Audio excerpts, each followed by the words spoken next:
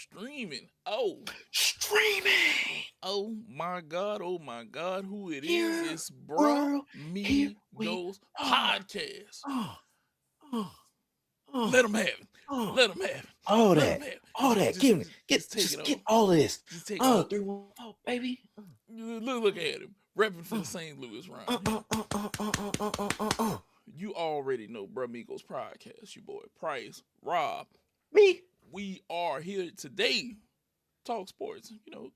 Get with y'all. Come through, come by. So many sports. All the sports, every sport, not every sport, really, Not it's every like maybe sport. 3 or 4, Yeah. like today. A lot of good stuff we're gonna talk about today. But first, we gotta ask you guys this. This has been a question.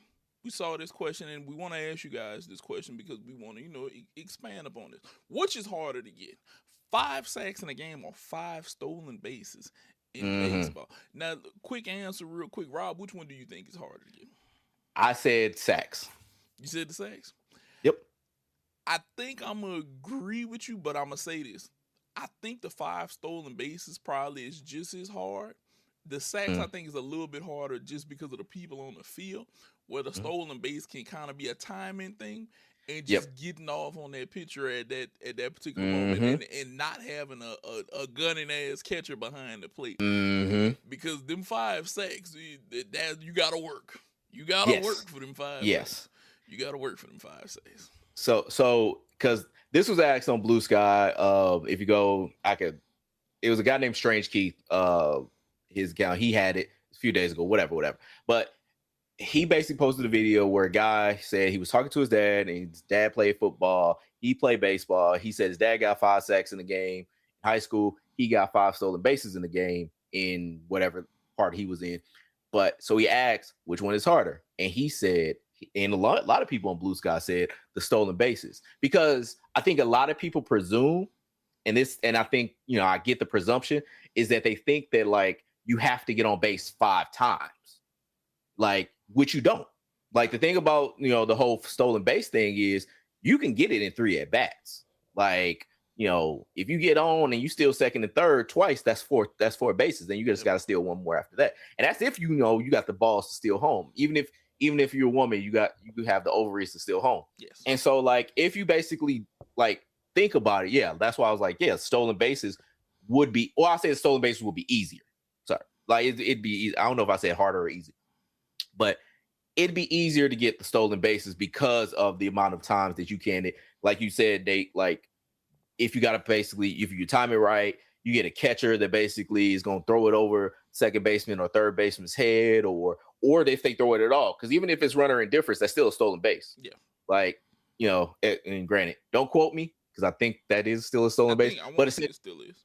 Yeah, but you could basically steal a base, and you could it could be to where there is no throw, for whatever reason. Where there is a sack, is basically, the quarterback could throw the ball away. You might have somebody that's blocking you well. They might double team you. Yep. Like, there's more things that are in the way. Like, they can't double team you on a stolen base. Like, it's between you, the catcher, and really the person is you, generally the catcher, and the person is tagging. So all those things got to come into play for just that. Yeah. But yeah, man, like, and I actually looked it up. It's been 30 times or 31 times since the inception of baseball that there's been a player with 5 stolen bases. Now, in a game, at least. Now, in football, it's only happened 20 times. But the caveat is sacks didn't become an official stat until 1982. So there may have been other games where there's been more than 5 sacks, but it wasn't recorded. Now, Pro Football Reference, which basically recorded sacks from 1960 for whatever reason, because I guess they still tracked it then. They still had basically like that number as like the amount of sacks in the game and everything like that. But from the time that sacks became a stat, an official stat, let's say 1982, it's only been 17 times that like 5 players had stolen bases. A player had 5 stolen bases in the game. So it's about, like I said, the same in the same time period. But I still say it's harder. It's much harder to get those. Them 5 sacks. Them those 5 sacks is 5 gonna be. Them 5 sacks is hell in the cell, though. They are hell in the cell for you to get that. because you could be a double team. You basically need to be playing the right offensive line to get away with it.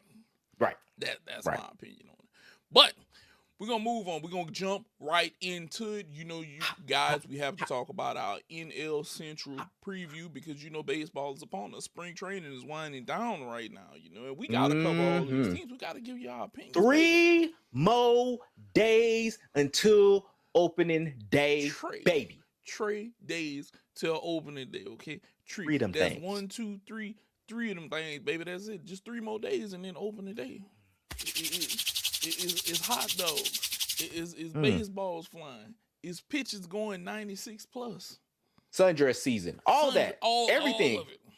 Everything. Every season is right there. Yep. Just like every season starts with Dicks, every season should start with sundress and baseball. Everything. Just both of them together. Like peanut butter and jelly. Ham and burger. Just bam, just together. Just all them. It's about to get wild though, because you guys already know we have to talk about this NL Central. So, Rob, I see you got one up here. The Pirates take over the Vibes team mantle from the Blue Jays. You feeling like the Pirates are just vibes now? They're just a vibes team. That's how they coming this season. Just vibes.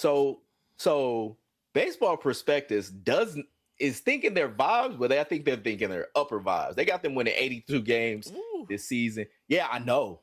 And the reason why I call them vibes, the vibes team, is because they went and got a bunch of players that, if this team sucks, basically they're going to be trade pieces come mid-season. No, they went and got Jake Mangum from the Rays. They went and got Ryan O'Hearn.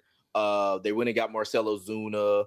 Like, they got a bunch of different players that is like Brandon Lau. Like, they got a bunch of different players that's like, the Pirates have not been a contender for a very long time. They have not been a team that you had to basically reckon with for a very long time. And I'm thinking the reason why they're going for a big push in with these free agents and everything like that is because they know fuck well they're gonna have to pay Paul Skeens sooner or later. Yes, they got some years. They got some years because he still got his 3 arbitration years. They still got a bunch. They still got a little bit of time, so they don't have to pay him right now. But people are thinking that he's gonna get paid pretty soon, 150, 200 million.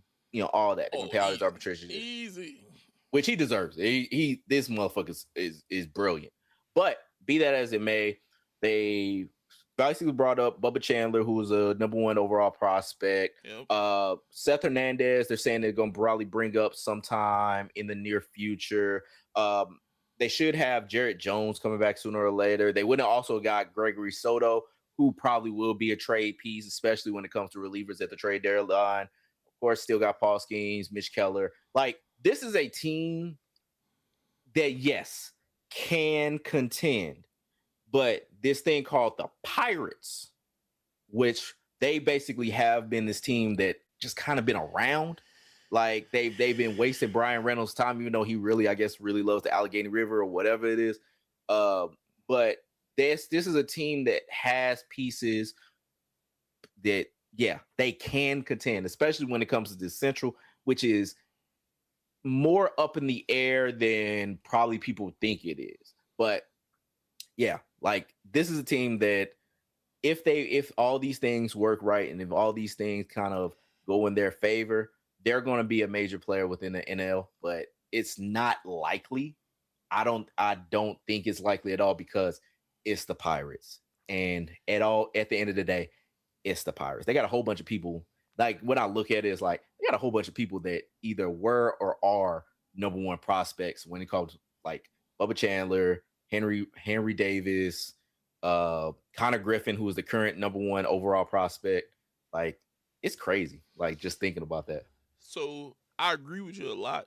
The one thing about this Pirates team is it has a high end ace, okay, in Skeens, but then it has other pitchers that were not exactly, they're not old guys, but they're kind of prime ages guys.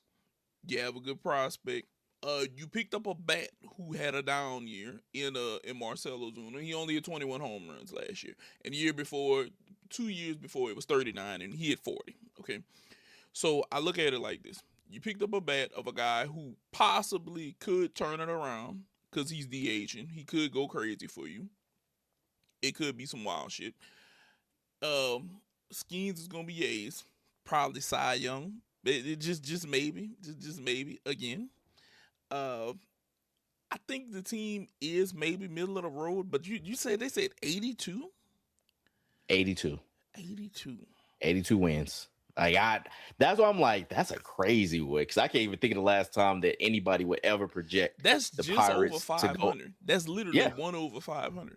Yeah. Damn. Yeah, that's what I'm saying. Like it's nuts. Like I maybe it is people kind of really like going into like Paul Skeens and thinking like, okay, this guy, you know, of course he just won a Cy Young last year. Like he could really carry this team as an ace, and then like everything else is going to reverberate back. Also bringing up Connor Griffin, who everybody seemingly says is the real deal. Match that up with Ryan O'Hearn, with O'Neal Cruz, with Brian Reynolds. Like they have a lot of pieces. It's just that all these pieces, they've basically been in the shitter for so long, which it lose to a team that we're gonna talk about in a minute. Not this guy, but a team that we're gonna talk about in a minute in the NBA. I'll just put that as a teaser.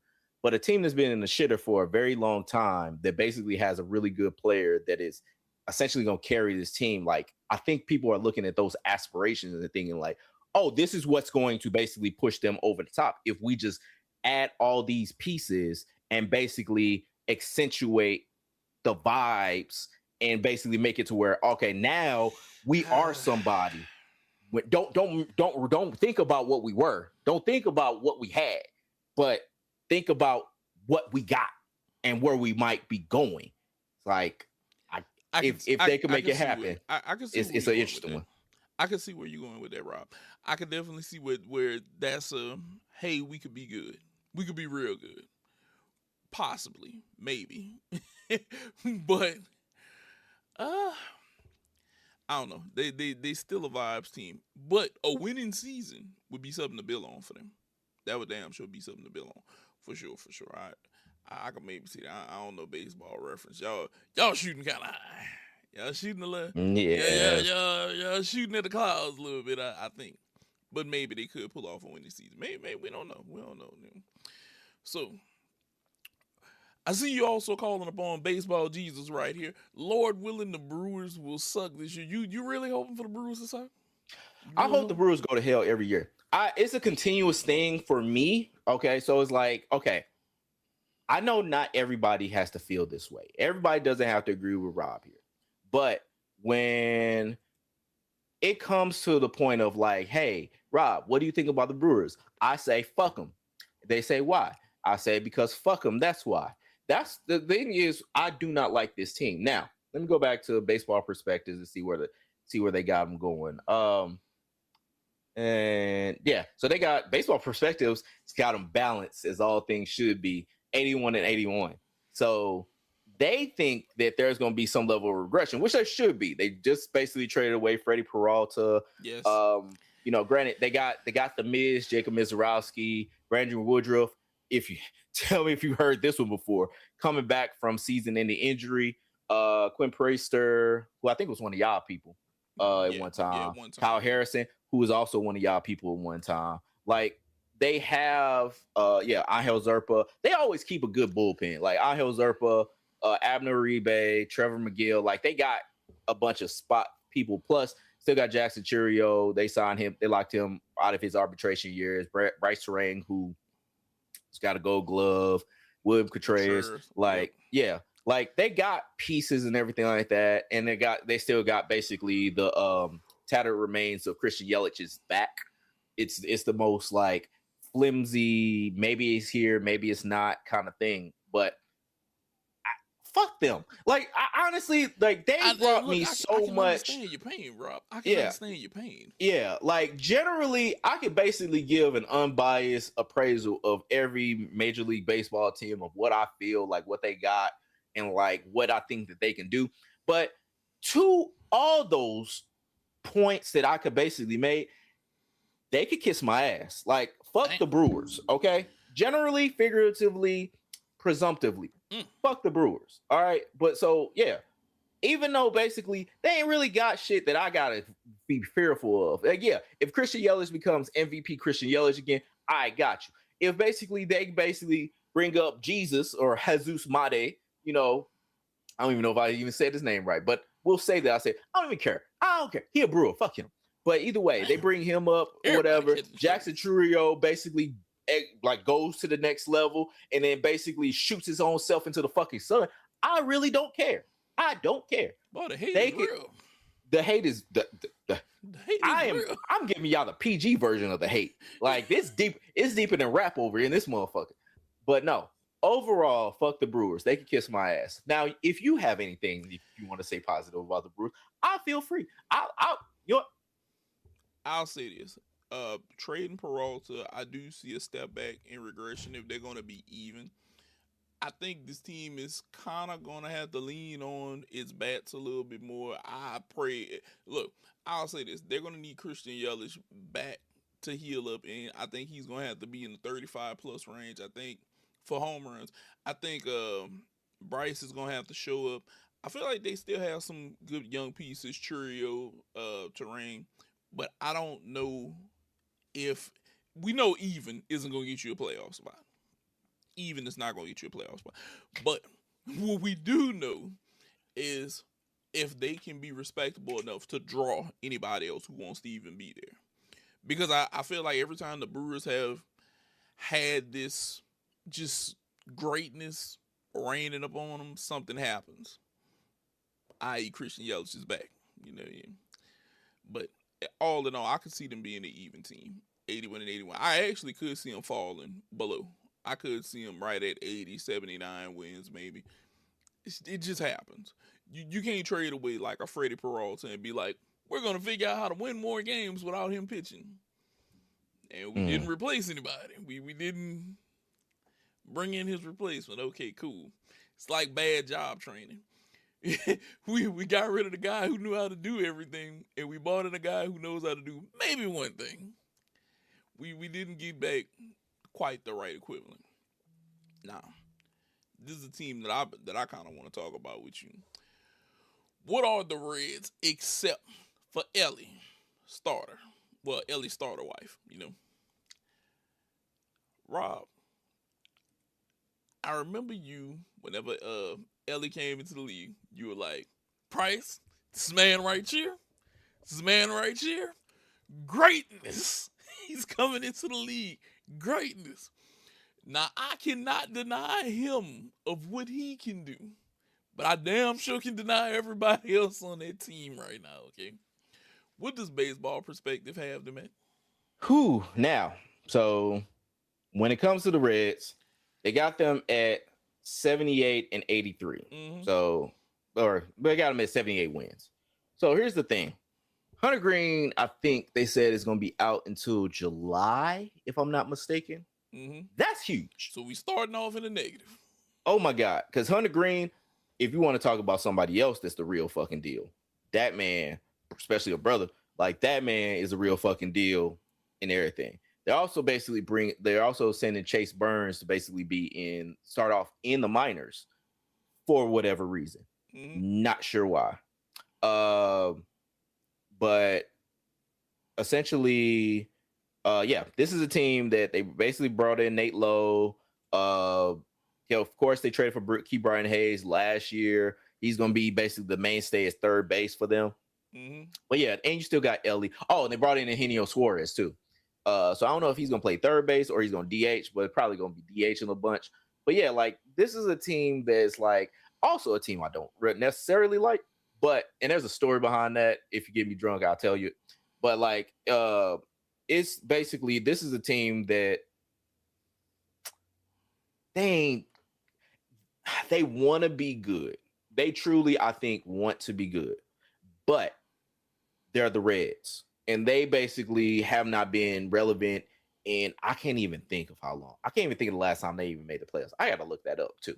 But like, I can't think of the last time the Reds have actually been in the playoffs in any kind of contention. So yeah, man, this is Ellie De La Cruz's starter wife. Like once this man is able to hit free agency, I think he's gonna be gone. He's gonna be like Uncle Elroy. It's Like as soon as I had the lotto, I was gone. Got my money, I was gone. That man is gone, man. Because he's so exciting. He's switch hitter, big as hell, rocket arm, plays third, plays shortstop. But I'm thinking like eventually he's gonna be full-time third base, like or if not the outfield. But like he is too much of a star for them. Like he's too much of a star for Ohio, too much of a star for the Reds. I don't know what his intentions are because we talked about it with like Jose Ramirez and everything like that. Yeah. And essentially, like I don't know. Like I don't know where this is gonna go with him, but this team, especially with not Keith Hayes, Hunter Green basically being hurt, is I won't say dead in the water. They still got Andrew Abbott. They got Brady Singer. I'm thinking Emilio Pagan is going to be their closer. They got pieces. It's just that they don't really have anything to like contend with the Dodgers, contend with the Phillies, contend with Mets, contend with the best team in this division, possibly the Cubs, which we're gonna talk about them next. But like, yeah, they ain't really got much. Like maybe if Chase Burns does come up and basically shows the fuck out like to his potential, maybe you got something because he was like a top 100 prospect. But and Nick Lodolo, he's cool. I like him, but not great. But like, yeah, Hunter Green being gone, being what the strides that he made and like where this team would be, that's huge. And I don't think they're gonna be having anything to really. They probably gonna be closer to like 75 wins, maybe 70 wins, if anything. So I got one for you right here. The Reds are like the book, The Tale of Two Cities. It was the best of times, it was the worst of times. And the reason I say that is because the best of times is telling you all of the shit that we picked up and how we got Suarez, a guy who hit 49 bombs. He can help produce runs. And then I'm gonna tell you about the worst of times. Hunter Green ain't coming back no time soon. Nah, it's not happening. Nah. You can think what you want to think that he may come back and that we may have a shot. But you have to get past the Cubs. You're going to have to get past the Cubs in this division. And I'll say this. Do I think they can get past the Cubs? No. Maybe because it's going to be somebody in the comment section, because there's always somebody.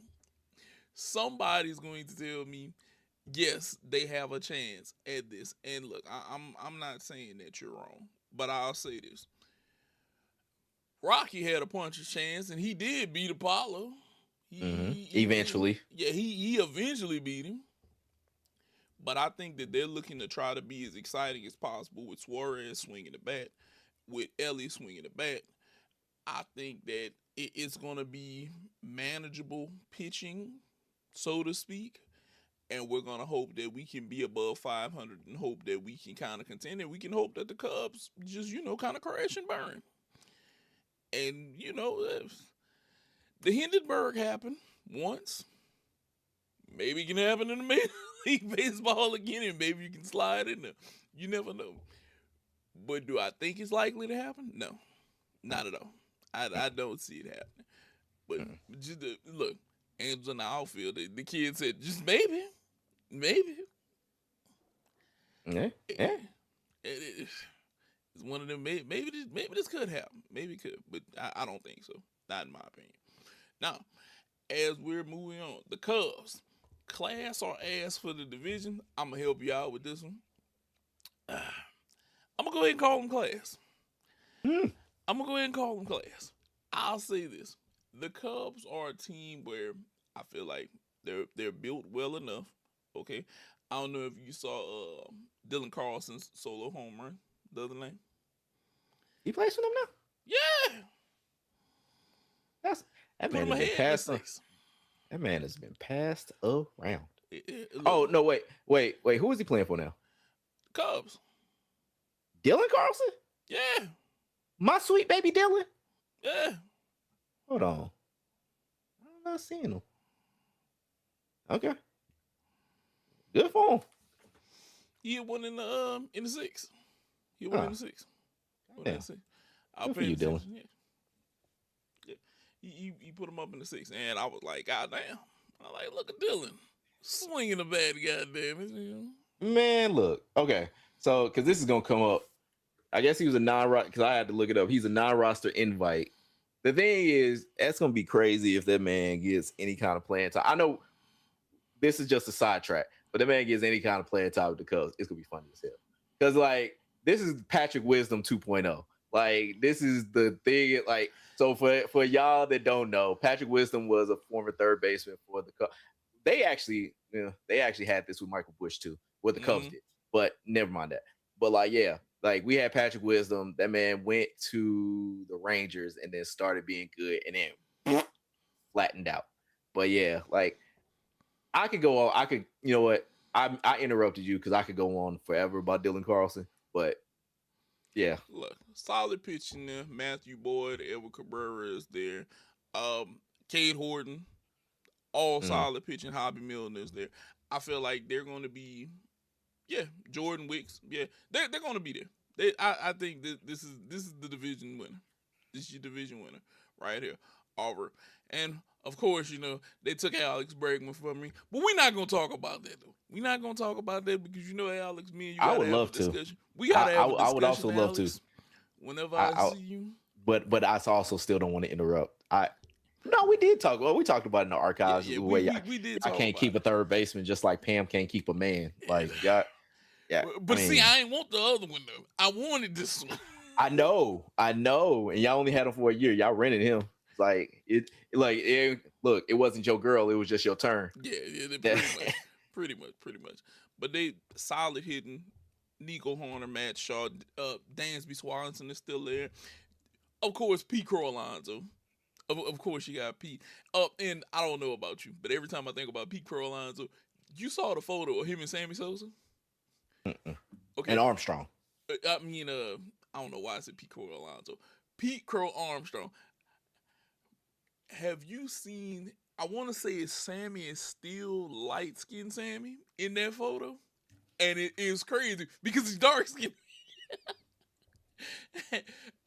and look, hold on, Sammy. I don't want you to take this joke the wrong way. But my mom makes a joke. She's like, somebody beat the black up off him, and then it came back to him.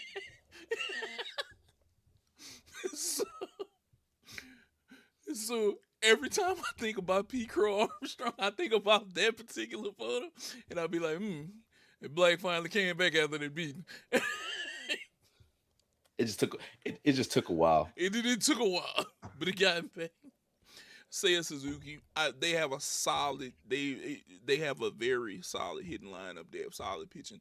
I think that they are the team in this division. But can they win it all? That's a different question. Yeah. That's a different question. That's part of, like, will they win this division? Yes. Will they win more than this division? It's so here's the thing, because we previewed every team except for one, and we'll get to them in a little second. But like, as far as the teams within the National League, like we talked about the American League and like how deep the American League is when it comes to good teams. When it comes to the National League with good teams, it depends on what you mean by good. Yes. Because the thing about it is like, as far as the top tier teams, as far as what's out there, like we got the Dodgers, we got the Phillies, we got the Braves, we got the Mets. I say like, throw the Padres in there too. You could throw the Padres, but they've been flimsy, and that's really it. Like you can believe in the Marlins, you can believe in the Brewers if you really wanted to. You can believe in the Giants, but there's like some top tier teams, and then it's like a lot of like wiggle room. It's kind of like the Eastern Conference where we are with the NBA right now. Like it's a lot of wiggle room. So yes, like when it comes to like the top tiers, you got the Mets, Dodgers. In my opinion, you got the Mets and Dodgers, and then you got kind of like a lot of just everything else. Yeah. And I'm gonna be real with you. Whenever you was naming them, I was like, "How dare you put the Mets before the Dodgers?" Because in my head, I know that you're not naming them, but in my head, yeah, it's Dodgers, Mets. I'd say Phillies, Phillies, Padres, or wasn't what to me. And then after that, it's like, okay, Yeah. rest of y'all got to fall in line. And so where I got the Cubs slot is that number 3, because when I think of like the Mets and the Dodgers, I think of like the more balanced teams, like the teams that like, okay, you got a lot here and a lot there. There's things I don't necessarily question about you. See, like with the Phillies, I don't know about how consistent their bats are going to be throughout the season. And I don't know about it, and not only their bats, their health.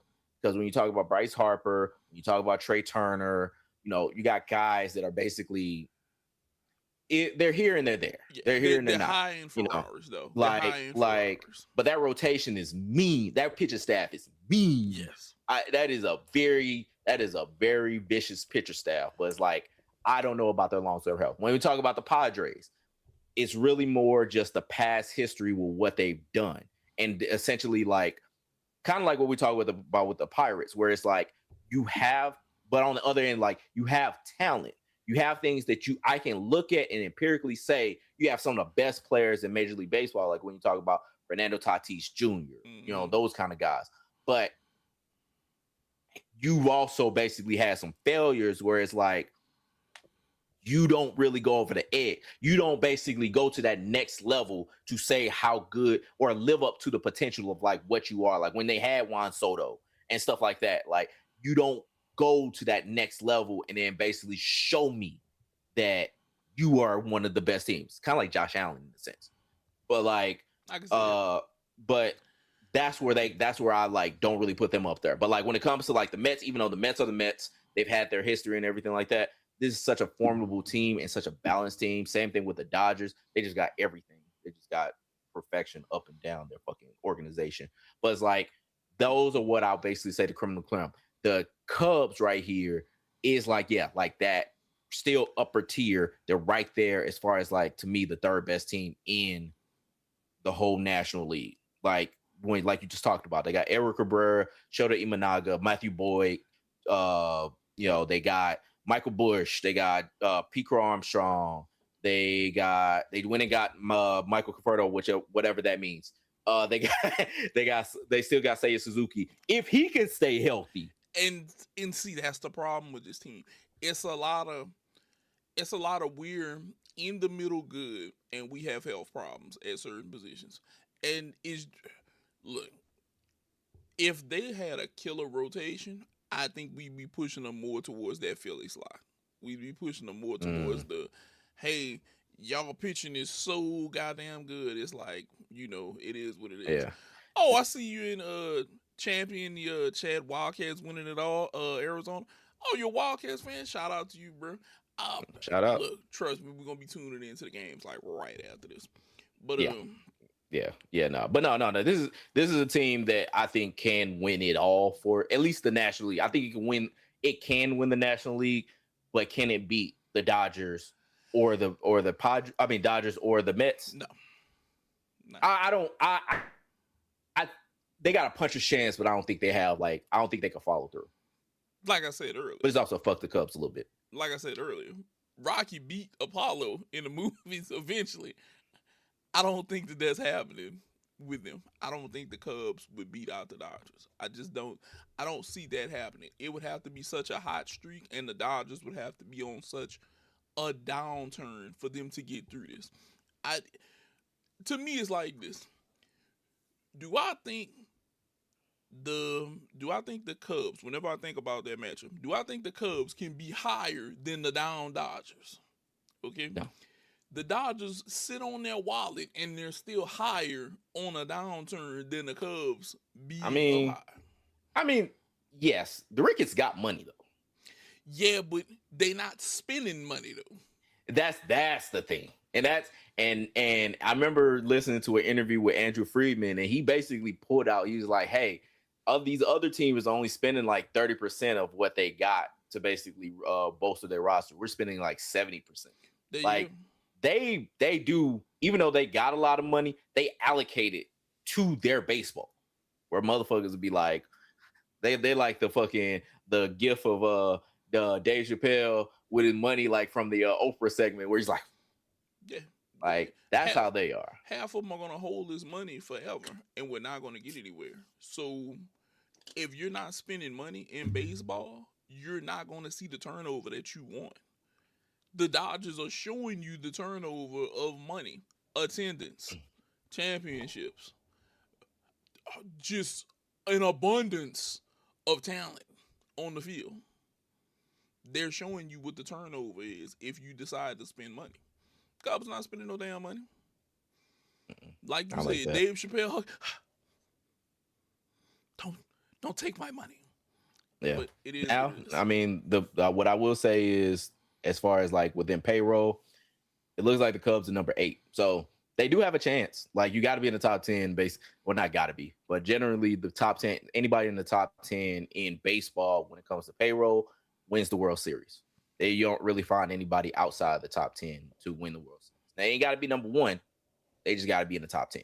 Yeah. Like it's been a bunch of 5, 6s. It's been some. I mean, of course, number 1 the last couple of years. Well, no, number 1 last year. I think the Mets was like the year number 1 the year before. Yeah, I but think so. essentially, yeah, like you basically got to be in the top 10. Okay, now for the last team in this division that we're going to cover, and then we'll be covering every team in baseball over the past few weeks. Your St. Louis Cardinals. Rob, how do you feel about your Cardinals? Okay. All comes down to this. We've gone through all 29 other teams. 29 teams that have great things. They have negative things.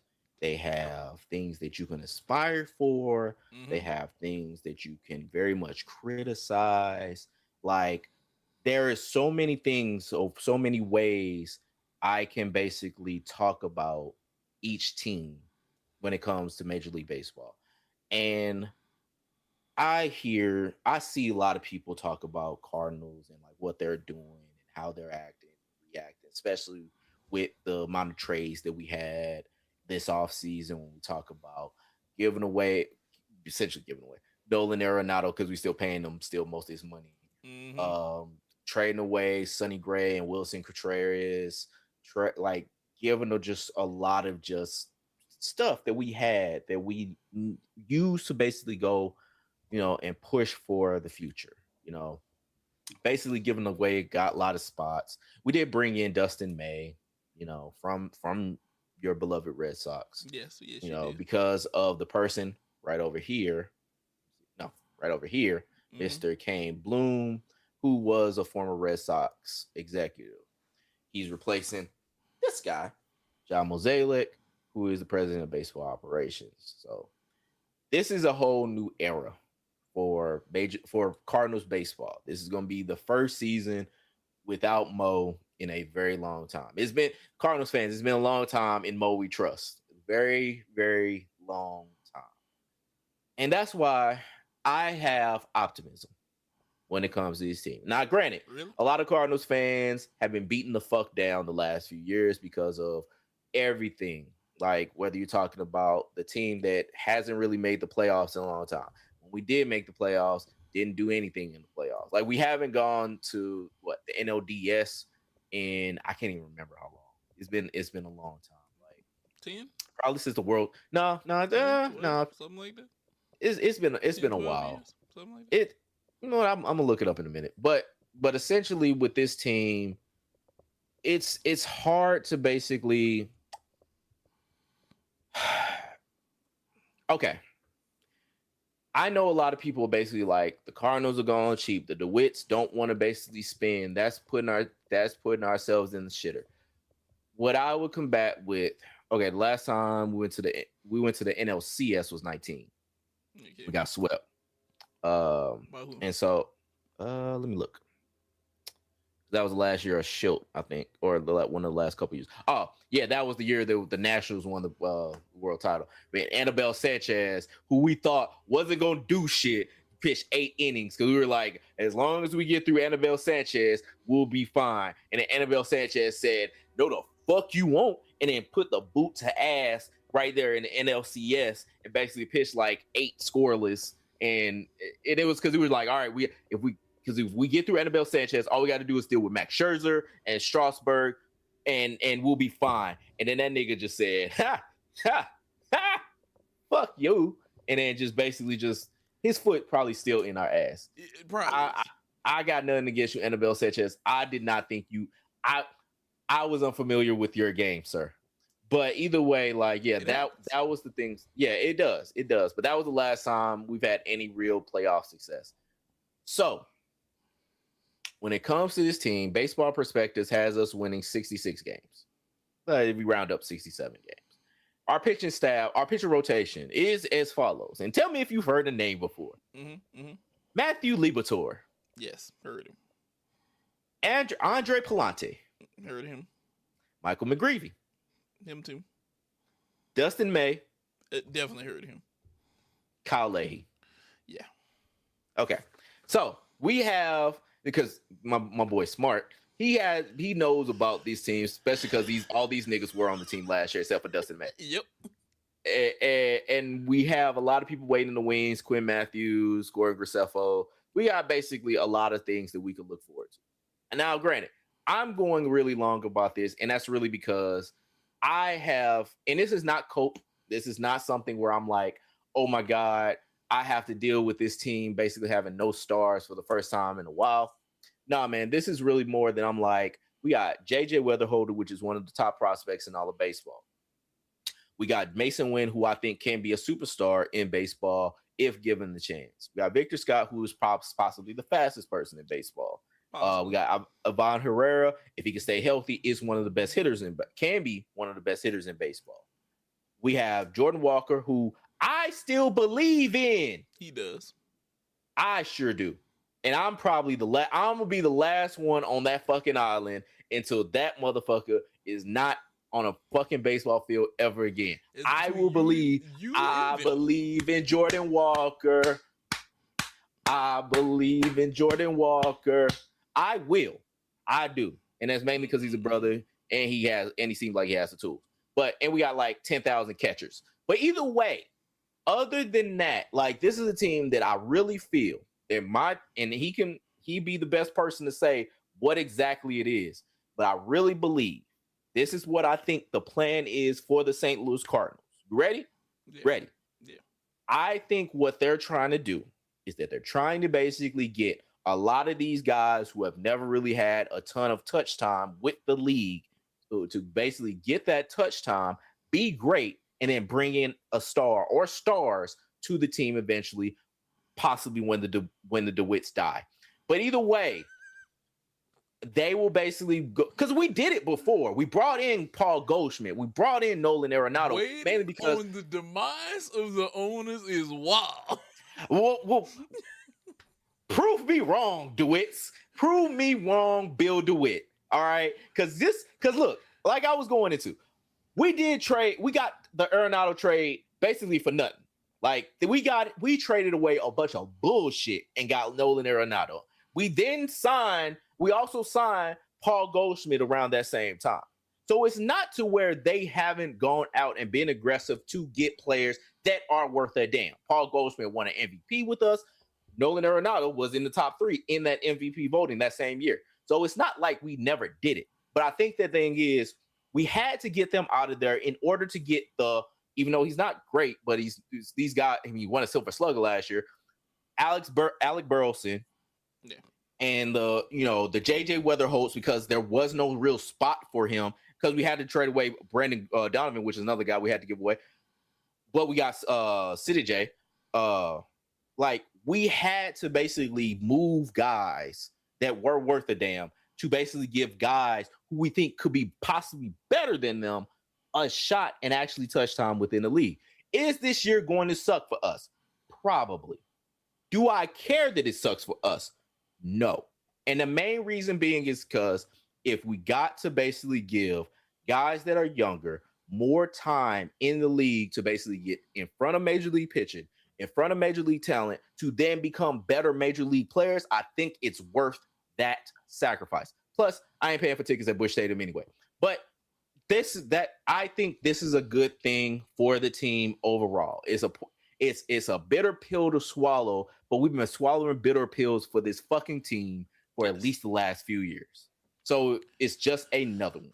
But at least, if JJ Weatherholt is in the opening day lineup and is starting for this team and is possibly becoming one of the all-stars this year, and then we have the best middle infield, if that does happen, we have the best middle field infield in baseball between him and Mason Wynn. I am much good with that. I am very good with that because there is at least guys, like I said, Ivan Herrera, with Alec Burleson, with Mason Wynn, with JJ Weatherholt. This can be a team that is something that will be good, and especially can be good to add another piece with. So with this team, the team on my chest, the 314, the representative here from the 314, I approve this team. Okay, Mr. Bloom, you, I approve you. What you doing? Just don't fuck up my approval. That's what he's telling you. Now, I'll say this, Rob. If that's the plan, I hope that works out for you. Me, I'm sure. I got a lot of good talent over in Boston that we gonna develop, and we full. We on the right path. But I think St. Louis might have a solid thing with what they're going with. They might. Yeah. It just all depends. But enough of that. Finally covers us covering all teams in baseball, giving you guys options with 3 days to spare. We got it right now. We got it right. Which we'll have a little bit more MLB coming. So yeah. We crescendo next week. Yeah. Now it's time to talk about what is going on right now. March is so mad. March is so goddamn mad right now. Do you have a bracket alive? Oh my God! Barely. You have one? like oh boy, barely. Like my thing is at 55%.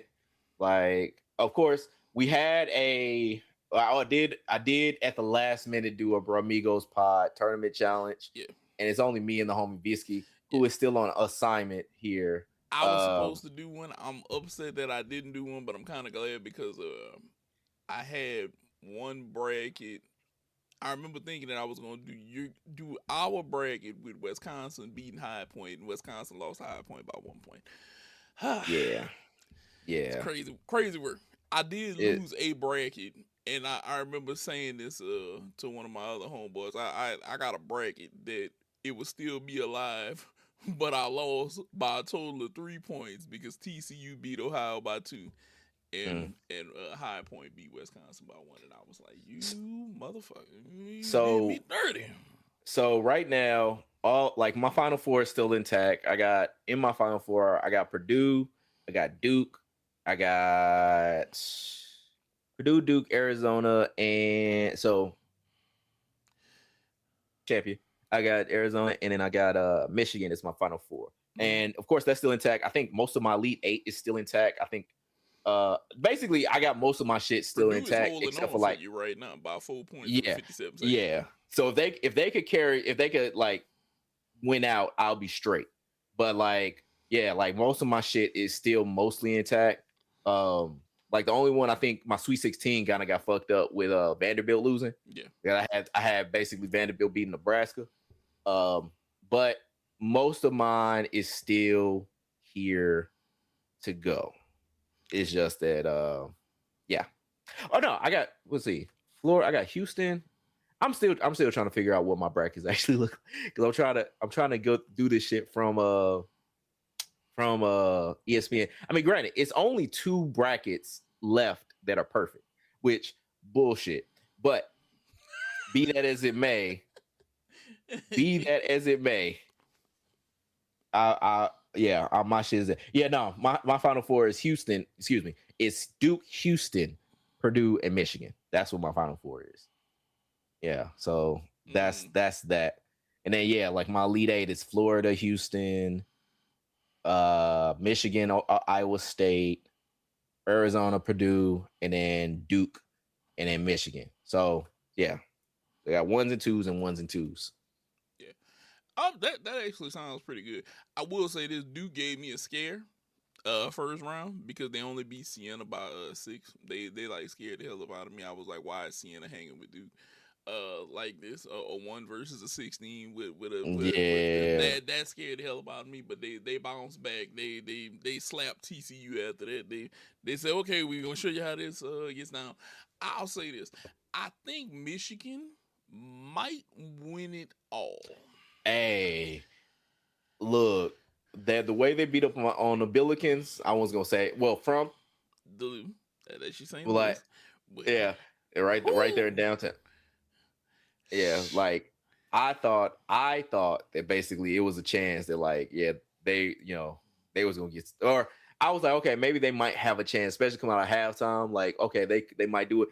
Michigan got that length, pause. Like Michigan got like so much length and athleticism that it's like, yeah, man, they might, if they keep it going, like they could, they gonna be on one. Michigan is Michigan is a real problem, but we're gonna see who they play to win out of Texas Tech and Alabama, which I think that's gonna be a close game. That's gonna be a real close game right there, because Alabama don't play no goddamn defense.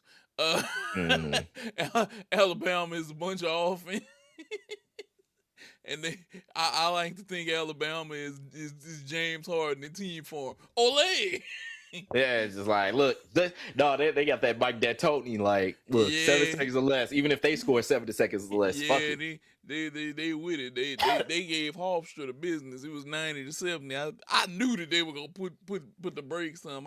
Bama's one weakness is they're not playing defense. Bama does not play no goddamn defense. Where Houston plays a shit ton of defense, and that's how they stack. Yeah. Because the game can be tight the first half, and then Houston to pull.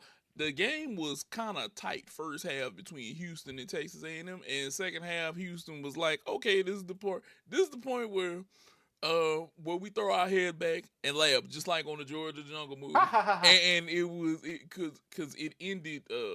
First they were leading 28-46, which it ain't too tight, but it was like, okay, it's doable. They within a little bit. They within 18. They could have a second half swing. And Houston was like, the hell with a second half swing. They ain't having nothing. 29-42 again. Get their ass up out of here. Real shit. I didn't realize that shit was from Georgia the Jungle. I've only seen like the clips and like the GIF. Like I ain't never knew that shit was from Georgia the Jungle. I have watched so many movies. I can tell you quotes between me and House. Shout out to House. We have probably watched so many movies and know where so many quotes come from.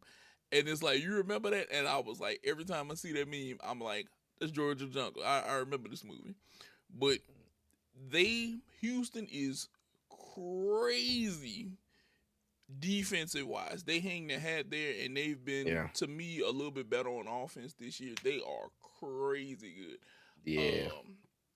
And today we still got Kentucky, Iowa State. We still got Tennessee, Virginia. We still got Texas Tech, Alabama today. We still got Florida. It's a good amount of games today. Which I think Florida probably about to gap Iowa today. I'm sorry, Iowa. It ain't happening for y'all. And Purdue managed to hold on 1-10. Look at them. Look what they doing, saving that bracket over there. Arizona and Utah, the guy who just had here, he was Arizona. He said Arizona winning it all. I think that they're probably gonna put the brakes to Utah tonight. Probably by 10 at least. St. John and Kansas. People want to see St. John win because Cal is over there. It's gonna be him versus Duke again. This could be interesting if they. I think St. John might pull it off. They might beat Kansas tonight. That could be a real good one. And Viskies, UCLA versus UConn. People are looking for Connecticut to pull it out. You never know. UCLA did struggle a little bit towards the end with UCF the other night, so it could happen. But March has been mad. March has been extremely mad, but it's all great. And I love the college basketball that's popping off right now. I love it. This is, like I said, this is that peak. To me, it's like peak sports time right now. We got a little NHL going. We got MLB about to come into the fold in 3 days. NBA is kind of reaching seasons and about to go in the playoff. It's just a lot. Just taking it. Just taking it. Just taking it. Just waft. Just waft. Oh boy, it's just all there. It's all there right now. It's all there. And it's one of those things that you gotta appreciate right now as a sports fan. You have to appreciate this as a sports fan and just say, you know what? I love this time of year. Hell, then look in the real world, sundress season. You can look at all the women right now. It's an amazing time of year right now. You cannot deny it. Mm-mm. You can't deny it. Now, we're gonna move on. NBA. This one is gonna hurt me a little bit, but I'm gonna ask you guys this. Has there been a team that was halted by an injury during their run that stopped them from being great that year? Did any of that come to your mind, Rob? I've been trying to think about this once you said it. And as far as like, because like I think of like those Derrick Rose like Bulls years, but like those Bulls were still like pretty decent. Yeah. Like that was the first thing that came to mind. Like, Kyrie in the finals, the first championship run by the Warriors. Like that was a huge derailing injury for that team. It was like you could see that because they were up until like overtime, and essentially Kyrie getting hurt, like basically stamped down like that team. And then Cavs won next year, and then Warriors got KD, and the rest was history. But yeah, no, that first finals with the Warriors and the Cavs, like yeah, that was a huge injury. I would say. I even have another one that goes with Kyrie. The year that him and KD were in Brooklyn, and they weren't being, because remember that's the year a toe on the line. It stops them from going in, and Milwaukee wins that year because they were the finals. That's why I said KD could have another ring if it wasn't for a toe on the line or Kyrie not being injured if he was there. Can I give a speculative one to like kind of like really like keep with the theme here? Think about the fact that like Kyrie, AD, and Cooper Flag last year was supposed to all basically come together in the time. Think about if that team had Kyrie and Anthony Davis and Cooper Flag basically running from the 1-3 and possibly 4-5. That's a hell of a team. Yes, like you got lob threat with Anthony Davis, you got lob threat with Cooper Flag. Basically, both of them. You have Cooper Flag not even having to play point guard. Oh no, sorry. Yeah, no, that was this year. Yeah. I was gonna say last year, but even having Anthony Davis and Kyrie Irving just basically being together, like that would have been fucking crazy, dog. Like I'm telling you, but Kyrie just hasn't played. Or he got hurt. Yeah, he's hurt, but him not being there, that's a huge. Him and AD, well, and not AD is a wizard now, but you know, but that before he got traded, that was like, man, could you imagine them? Like, what if they would have? That's a huge what if. That could have been something special right there. Woo, that really could have been something special.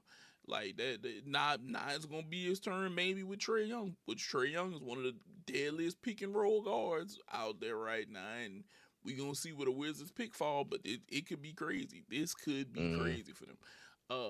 But we gotta talk about the Pistons, and with Cade Cunningham, he's gonna be down. They say at least 2 weeks with the collapsed lung, which is crazy. Crazy. Is this rest in peace to their title chances? I'm going to say this. It looks like it, but I think that they're going to rally because they've still been able to win without him, but they're going to need him in the playoffs. Yes. They will need him. Cade Cunningham is part of the major, engine that runs this. Him, Jalen Duran, these guys get out there and they hustle. And that young Pistons team, on the low, that is a very scary team. Now, granted, Boston wasn't at full power, but I think that they could still hang with Boston even at full power with Jason Tatum, which I also say this. From the Lou, which I'll say that he should have stayed out the entire season. Because as I've watched him, even though he has little moments of he's having, he should have stayed out and finished recovering to get himself in shape. I know that he wants to help that Boston team win. But Jaylen Brown has been the man. He's been the engine. all of that, if he could ever be a number one, that should be out the door. Yeah. You should, It's done. Yeah, if you were ever saying Jaylen Brown couldn't be a number one, it should be out the door right now. You RIP should that opinion. Yep, that your opinion for that should be dead in the water right now. He's proven that he can be a number one, and he's done something that I think not many people are willing to admit to. Since Tatum has been back, he has taken a lot of shots at time. He's trying to find himself. I understand it. Because I know it's like a guy who got into it with me about minute restrictions. Trae Young, you don't know ball. I know ball. I know what the hell I was watching. I know whenever people playing people at just a certain time. But I feel like Tatum, you're looking now, and I think if you're a team looking for a star, can I make a trade for Jaylen Brown? What's the asking price? If Tatum doesn't bounce back right away, could I maybe go to Boston and see about getting a Tatum, take a shot on him? Or would I maybe take a shot at a Jaylen Brown? Because at one point before KD went to Houston, Houston was looking at Jaylen Brown. And now I'm looking at Houston like, maybe you should have went and got him. This could have worked for you guys. You would have had a younger star. You would have had a guy there. Long-term solution. Long-term solution. And this is the thing. I think now, if you're a fan and you're in Boston, my next concern is Boston going to keep this thing together? Knowing what we know right now with their ability to plug and play with all of these other guys, with Bailey Shireman coming off the bench, guards are coming off the bench, all of these guys coming off the bench and showing that they can play quality, meaningful minutes and help win a game.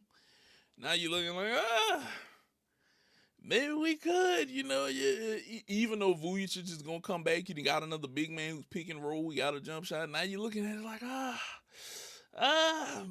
maybe I could lose somebody and I'll be all right. I could lighten this salary cap, because that's what they had to do with Porzingis and Jrue Holiday.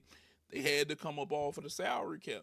But then you picked up a Vucevic and pieces like that. So you're looking, maybe. But getting back to the topic, does this kill the Pistons? I don't think so. Will it affect them? Yes, because if he doesn't bounce back at 100%, they're not going to know exactly where they are. Like, do you think that this kills their chances, Rob? Yeah, and I think it's because of that. Like, having him come back. Granted, I've never had a collapse lung. Have you had a collapse lung? No, I have not. And I don't know what his wing gonna be back. And here's where I disagree with what you said about him and the Pistons. You said that he was part of the engine that runs that Pistons. You feel like he is? He is the whole goddamn engine.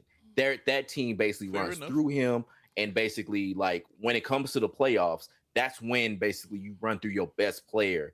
And with him, we don't know exactly. Like I said, 2 weeks to be reevaluated. I think the playoffs start in about a month. Like, it's like even less than that. Yeah, around April 12th, something like that. April 12th should be one of the games. So we don't know what he's going to be back. We don't know what exactly shape he's going to be when he gets back. I don't even know what happened with his collapsed lung, to be honest with you. I don't know what collapsed his lung. I don't know if it's like a Tyrod Taylor situation or what. But we don't know, like, what he's going to be. And with that uncertainty, with a team like this, where it's like you don't really have another playmaker that you could really run through, like, I don't really see, and they don't really shoot well. They basically do. I think they give up a lot. They give up a lot of fouls. Like, this is a team that basically was really 1 foot on a banana. Well, they were the fuse. They were a lit fuse that was like this close from exploding. And they kind of just basically been able to, like, delay it. This might be where they go kaboom. Like, I ain't saying they're gonna get swept, but I can really see them getting swept, whatever series they're gonna be in, especially because they're gonna be like, what, a 1-2 seed, something like that. Yeah. Like, yeah. So, like, depending on who they're going against in the first round, like, I could see a sweep if Cade Cunningham doesn't go back to being the MVP caliber guy that he is. And I have a little bit of skepticism if he's going to be able to do that, especially from a fucking collapse lung. and it's hard because he got drafted in 21, and I remember them looking at him like, is he gonna be the guy? And then now all of a sudden, like with the past 2 years, it's like this guy is the guy for them. Look, Cade to me he's that type of guard that's MVP. You know who was the prototype before him? I don't know if people remember Michael Carter Williams. Oh Michael yeah, Carter Williams was supposed to be that big, tall guard. rookie of the year. Yep, rookie of the year. That they were like, this is the guy. He's a huge guard that he can run and he can be physical. And he didn't quite pan out. He was the prototype for the Cade Cunninghams because Cade, I want to say, is a little bit bigger than him. Cade rebounds, he passes, he can score. Cade has a lot of aspects to his game at 6'6", running the point guard. That's like, ooh, he's not 6'9" like Magic, but he has that athleticism and he can get up down the court and he can defend and block a shot if he needs to, and he can do a lot of things. And him in that pick and roll with Jalen Duren, and they have been deadly. And that team, I'll say, is probably, they're hurting right now, even though they've been winning. I think what it comes down to is this: if he's clear, if he's 100%, because they're at 51-19 right now, which is crazy to say that we saying the Pistons are at 51-19, because I don't think that we saw them at 50 wins since Chauncey Billups and them were there. Yeah, like this is a team that basically, like I was alluding to earlier, like a team that's been kind of shitty for a long time, and now it's finding some success. This is who I'm talking about. Yeah, and I'll say this: if he does come back at 100%, and he's ready to go, they're an issue. They are a serious issue to deal with. And I'm gonna be honest, I want to say that they've played Boston, and I don't know if Boston has beaten them both times. I think they either split or they might have the upper hand. Let me go ahead and check while we're doing this. But they have had they have not had the most success against like a team. I don't think Boston has had the most success against them. Which I'm looking at the season series. Detroit is 3-1 against them this year. Detroit has, now granted, no Tatum has been there, but Brown has been in. He's had 41-point performances, but Cade 25-8 with Duren 18 rebounds. They've been kind of close games. They've definitely been tight games. 6 points, 3 points, 7 points, 1 point is the most recent one. But though that's a team. That's a team. They're definitely a formidable opponent right now. That's damn sure somebody that I'd like to see. And they're the only team right now in the East that has technically clinched the spot already. Boston hasn't even done that. But then there are also 3 teams that are already mathematically eliminated: Brooklyn, Washington, and Indiana. But I feel like that's the draft thing right there. That's the draft thing. We trying to get them picks, baby. We trying to get them picks. Now, Rob, I remember me and you were talking about this. Do you feel like the NBA has too many stats? Yes. So this has been something I've been thinking about for a little bit, and there's so many ways. Like I remember somebody saying it, like a lot of these stats are for people so they don't have to actually watch the games. And I think that's becoming more and more true and more relevant, because it's like when it comes to like the amount of stats that you can look up, like the box plus minuses, the net ratings, the warp, and all these kind of different things, the average dribbles plus plus 100 possessions, and it's just like it's way too many things to kind of like what I feel like trying to get somebody to say that they're right about something. It's like everybody's trying to create a stat to say that this player is doing something. And I don't think that that's necessarily relevant or necessary for the NBA or any really basketball to have. Because think about it with basketball is, in my mind, the most aesthetically appeasing sport. Like it's the one thing where it's like when everything is going right, it's so beautiful. Beautiful basketball is better than any kind of sport like football, baseball, hockey, because it's so free flowing. Everything is about movement and the movement within the movement. Like it's like jazz. Like I remember watching Winning Time, and the guy that was playing who was the coach that came in? They had Phil Westfall, whatever. The guy that came in from Portland. Either way, he basically was talking about how the NBA at that time was more about like classical music. Mhm. Everything has a part, everything has a place. You do this, it's more structure. It's like it has to be that. Whereas the way that he wanted to play and move towards, which is what the Showtime Lakers kind of did, was everything was free flowing, free moving. Kind of like what like I've been watching the Soul Power ABA documentary on Prime, which is really good.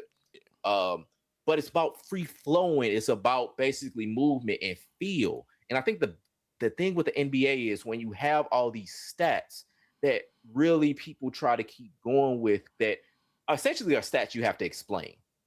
Like, because me personally, I don't know what this shit means. Like, and the thing is like when you have more things where it's like you have to explain it, and it's like having to explain a joke.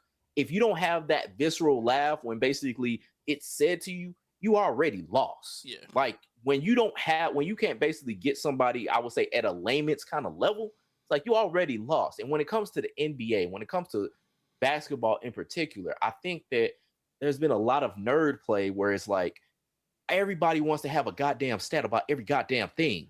And it's like, you don't need that. That basically makes everything, I would say, boring. And granted, this is a baseball fan. We're both baseball fans. Yes. Baseball has a ton of fucking stats. Yes, I don't even think it has as many stats as fucking NBA, because it seems like it's a stat born every day with that goddamn sport. I don't like it. It makes it to where the game itself is more unappealing to talk about, because some motherfucker wants to basically talk about some fucking stat that is generally not irrelevant, that basically is only particular to this one person or these one couple people. And then basically it's like, it really doesn't either mean anything or it means something in like the grand scheme of things. Whereas, hey, I like to talk about a game. I like to talk about an actual game. I like to talk about something that I see. And telling me that some motherfucker's net rating is above somebody else, I don't give a shit, because I don't know what net rating actually means. I just know that basically if you say, is this over this? Sure, whatever. But it's like, if I don't know what the fuck it means, I'm not going to either use it, or I'm going to basically be like very dismissive of it. And it's like, why are you bogging me down with this shit that I can dismiss? You're just basically clogging the system. So yeah, NBA basketball, trim down your stats, because I don't think you need them. And I think you need to basically emphasize the actual games itself instead of trying to make another fucking thing where somebody doesn't have to pay attention to your fucking sport. I'm gonna give you a quick rundown on why I think there's so many stats. You remember the Boondocks episode where he said there are known knowns and unknown knowns and unknown unknowns? They're trying to pull out the unknown unknowns for us to have a stat for to show you why this is happening over here.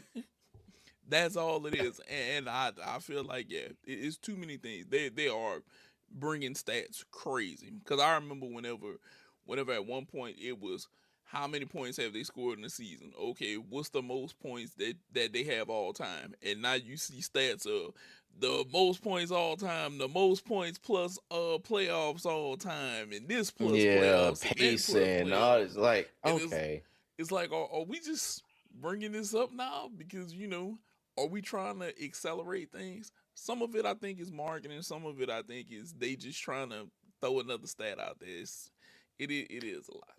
Yeah, and part of it, like to your point, like it is trying to basically kind of explain the past, because I know like when it came to it was Tom Haberstroh, like he does a Basketball Illuminati, a great podcast as well. Mm. He was talking about the different paces of play when it came to like Wilt getting his 100 and like with Bam Adebayo and Kobe and stuff like that. And he's like, the pace of play back then, the reason why you had like the 140 and 160 scores is because they were just up and down the floor all the time. I get it. With that kind of stuff, trying to basically make it to where it's like you get the conceptualization of what the different like time periods were.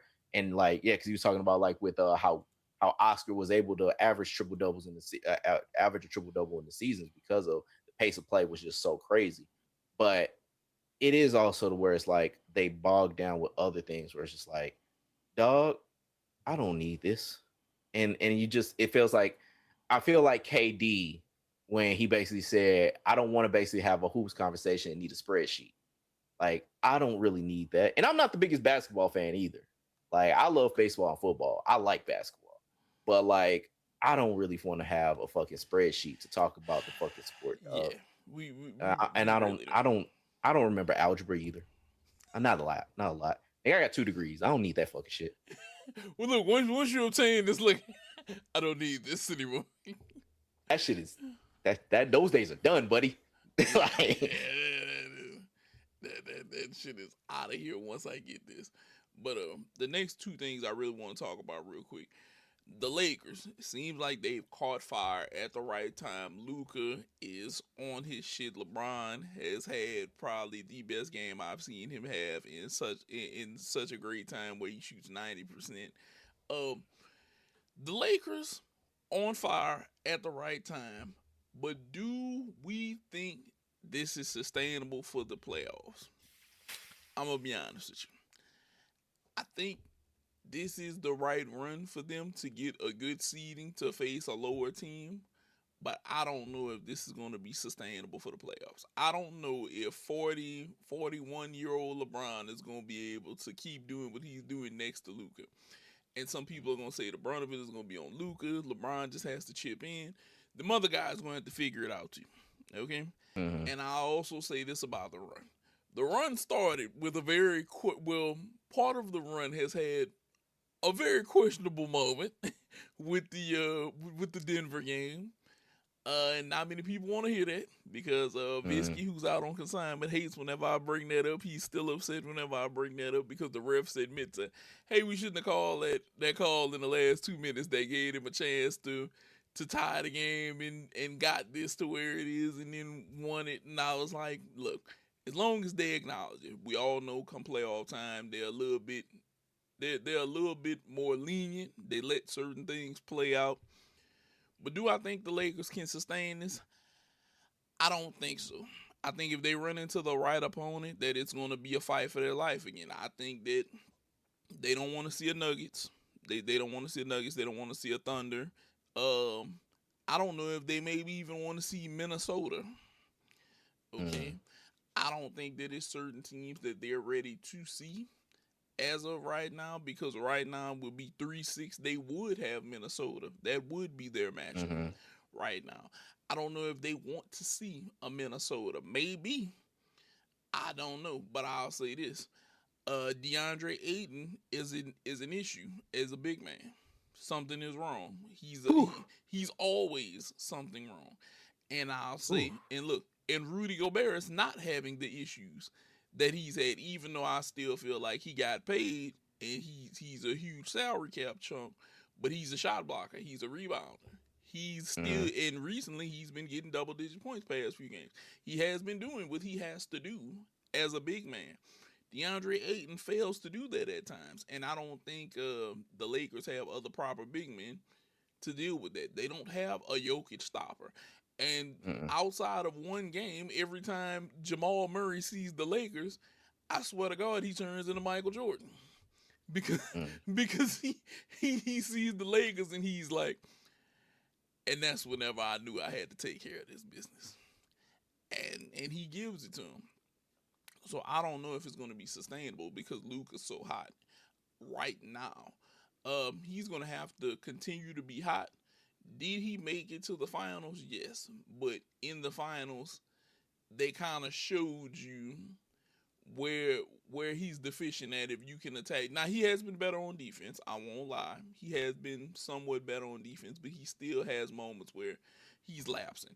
And him and LeBron lapsing and Austin Reeves being a liability on defense, as much offense is there at that time, your big man has to be solid because these guys go to the rim on him. And let's not talk about if the Nuggets are find themselves in the next few games, because I will say this, and this is the so to speak, I'ma say We're gonna say sniper in the bush. Aaron Gordon looks like he's starting to become more of himself again. Okay, he's a big part to that Nuggets team whenever they run. People forget he had 50 earlier this season. People forget that. People forget he hit an ungodly amount of threes for him. Yeah, I was like, didn't he hit like 10, 11 threes? Yeah, he hit an ungodly amount of threes for him. And I think if he recovers, which he looks like he's really getting himself back in the next few games, this could be deadly for a lot of teams. Because if he's rolling, him and Jokic are known to throw this lob. They're known to play a little pick and roll with each other. Jamal Murray, we look.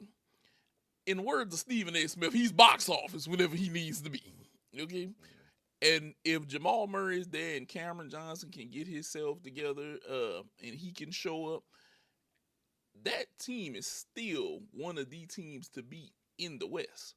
I don't know what people are thinking, but the Nuggets may not be Oklahoma, but they're still a team that you're going to have to deal with.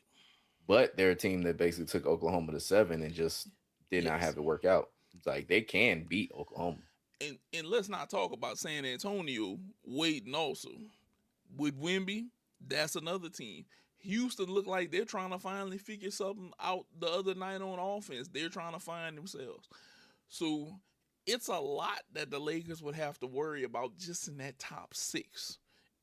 Being in that top 6. Granted, like I said, right now, 3-6, they'd play Minnesota. And Denver would have to deal with Houston. But they don't want a Denver dropping to play them.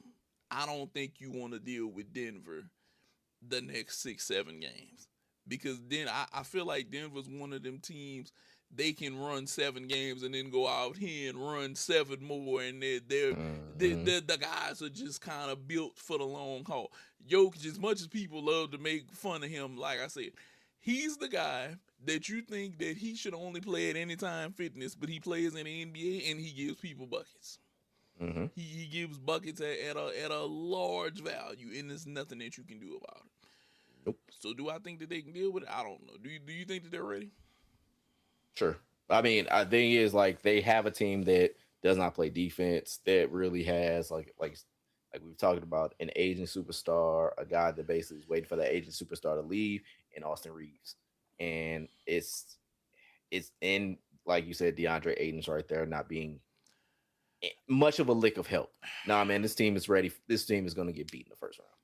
This is another team that's basically I would not bank on to basically win more than like a game or two. And you know what the problem is with Ayton? I think he was starting to grow in Portland next to Denny Adby and stuff before he had his I want to say it was his ACL went out on him. But you go to the Lakers and you go from being like the number 2 option to being like the number 4 option. Yeah, but he shouldn't be anything more than the number 4 option. Like, I think that's the problem. I think we may say he shouldn't be there, but he feels like I was in the finals with Devin Booker at one time, and I was the number 2 option. I should be the number 2 option wherever I go. And he's not the number 2 option because there's Luka, LeBron, and Austin Reeves in line ahead of him. Well, what I would say to him is that just because you're delusional doesn't mean everybody has to be delusional with you. You can be delusion. Delusion is one of those kind of more just voluntary acts, like the military. You don't have to. Not everybody got to come with you. You basically can enlist yourself in that delusion. Doesn't mean that anybody else got to join. So, yeah, he might be. Okay, so it's one more thing that I got to talk about NBA wise, and this is a little debate that I got into with somebody, and we were talking playoff runs. Okay, so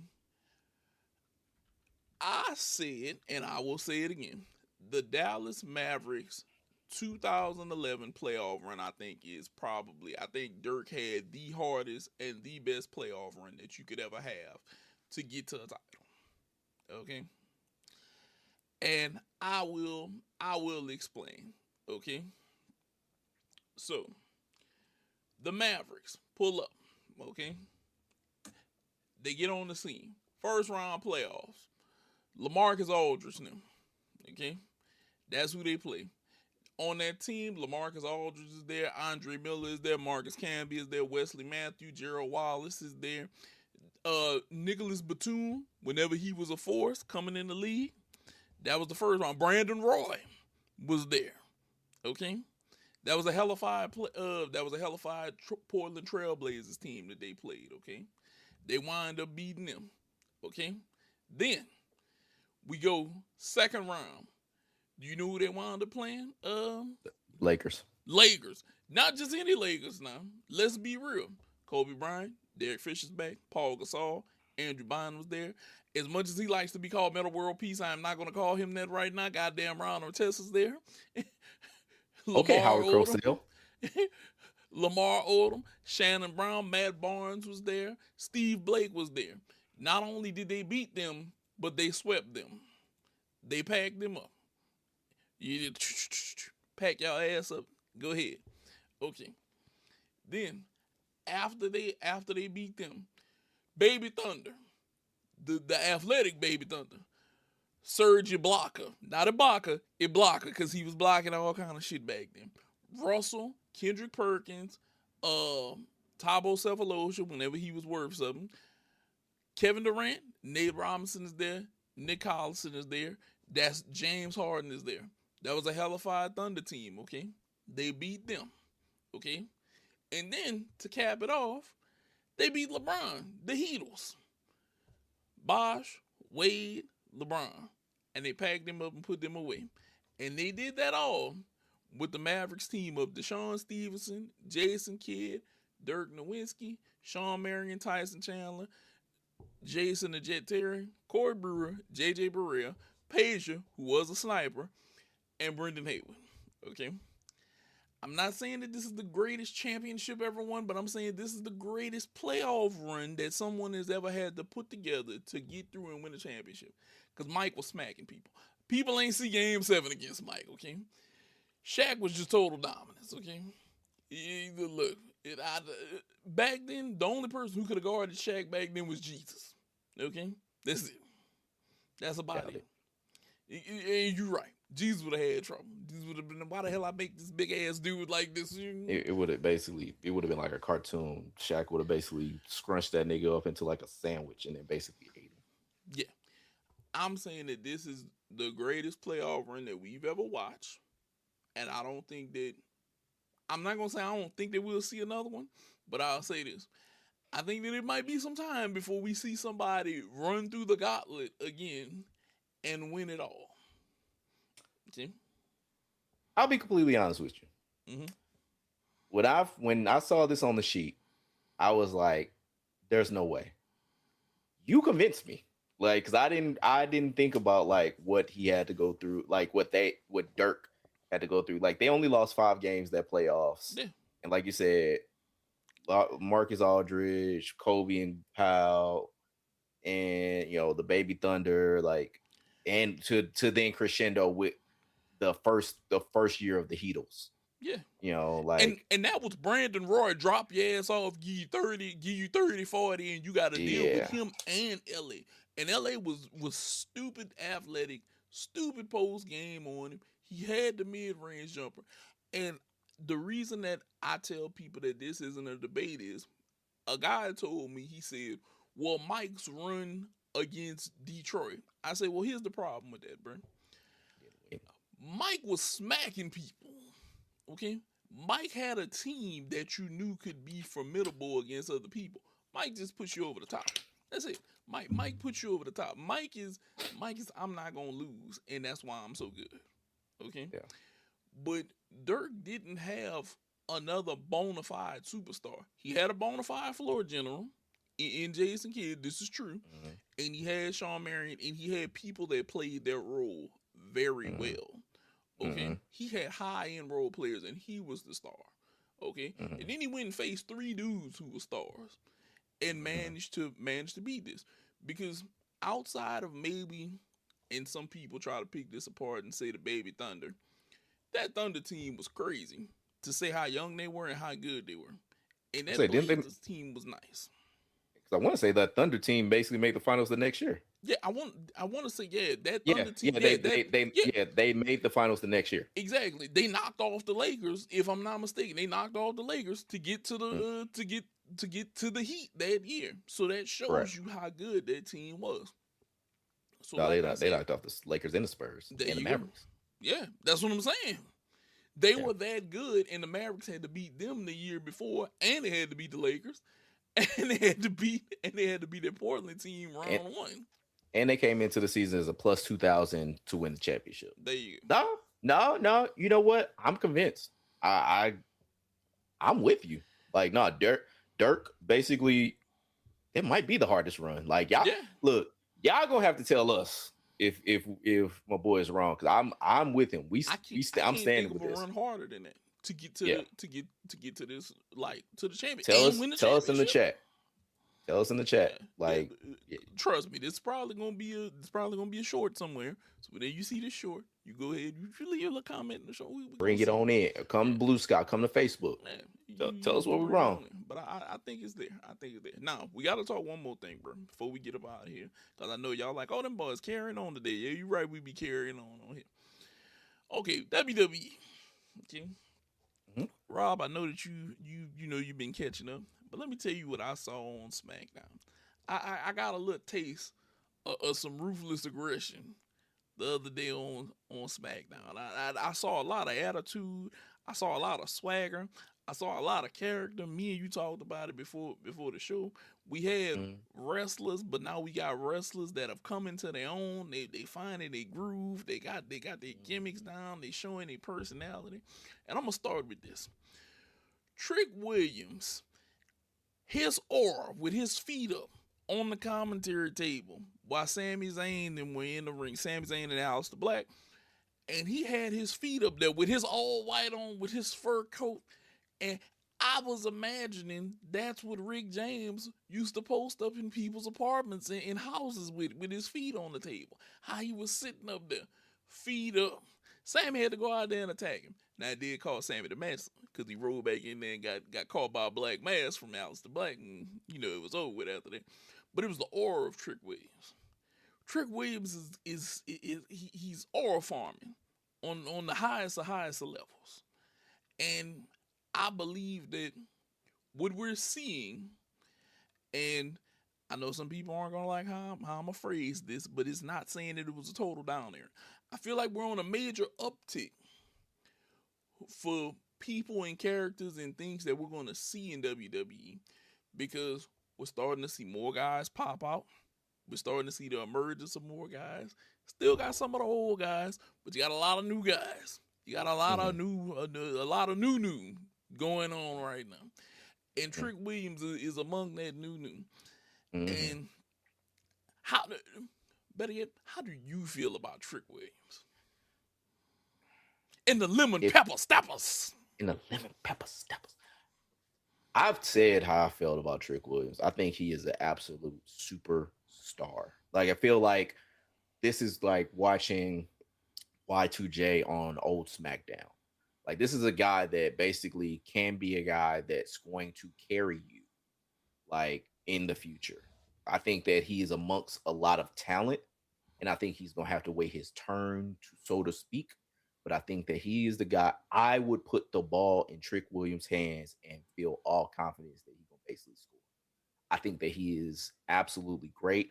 He has the size, he has the look, he has the demeanor, he has the charisma, he has everything that you want in a superstar. Not just the way that basically everybody's a superstar in WWE. He is a superstar. He is somebody that can carry that company. And I think that he can be a guy that you can put the world title on. You don't even have to. You can do whatever you want. That man is going to bring people in. The man could talk his ass off. Like, it is crazy. I love watching Trick. He's one of the guys I love seeing in that company. He is amazing. Now, this next topic, I'm gonna show you how I put these two together. Carmelo Hayes' United States Championship run has been pretty good. But do we ever think that he's gonna get that extra bump up? Do you ever see him getting a bump maybe into a main event spot? No, and that's mainly because of his size. I Okay. think that I think Carmelo Hayes he has that same talent level. I don't think he's as good as Trick as far as like from a charisma standpoint. Mm-hmm. I think he's great, but I don't think he is as good. And then he's been actually doing really good with his face run from what I've seen. Like he has the kind of like charisma. I think he's better, kind of like Jade, where he's just much better as a heel.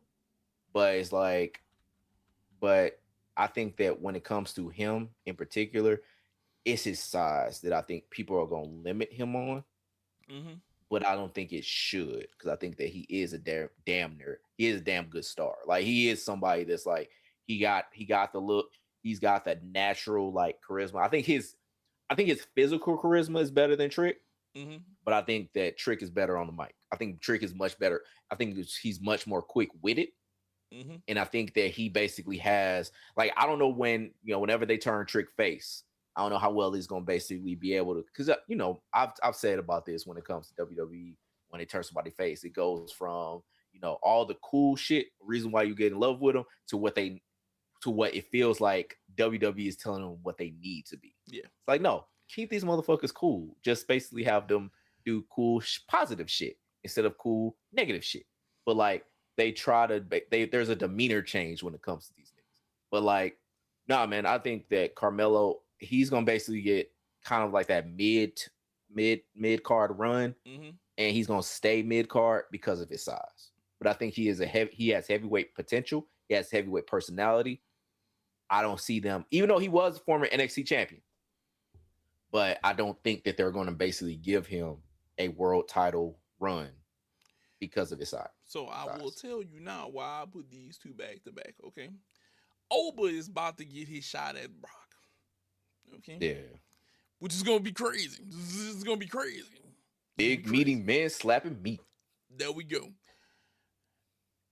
I think whenever it's time and you're ready to end this Carmelo Hayes run with this U.S. title, it's time to put the U.S. title on the lemon pepper steppers. Explain why, Rob. Here's you say, are you explaining why, or you want me to explain why? I'm gonna explain why. Okay. We know Oba was taking a leap. We knew this, okay?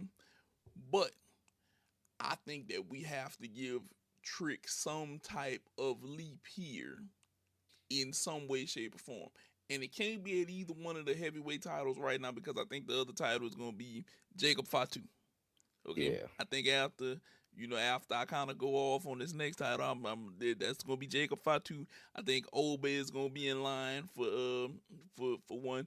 But I think Trick kind of needs something that I think he needs to come out there, and I'm going to explain where my mind is headed with this. Mm-hmm. I think Carmelo has to get knocked off by the lemon pepper steppers. You got to put the lemon pepper steppers on something extra charismatic on the mic, i.e. John Cena. Do you remember the John Cena U.S. title run with the first spinner belt? Yes. Okay. Do you remember a lot of the clowning that got done on the mic, and a lot of the champ is here, and him with the Big Show and things like that? Yes. I can see something similar, but it can't be Carmelo Hayes. It gotta be Trick Williams. Okay? And the reason is, I think eventually it's Oba versus Trick at some point. Not no time soon. Mm-hmm. Not no time soon. But that's going to be the ones. And I think that if we're looking to elevate that title again, kind of like whenever they put it back on Cena for a while, we're going to put it on him. Yeah. And that's the thing. It's like, because I've been thinking about this, and I don't think I'm 100% right about it, but it's one of the things that I thought about. It's like I already feel like the U.S. title is beneath Trick Williams.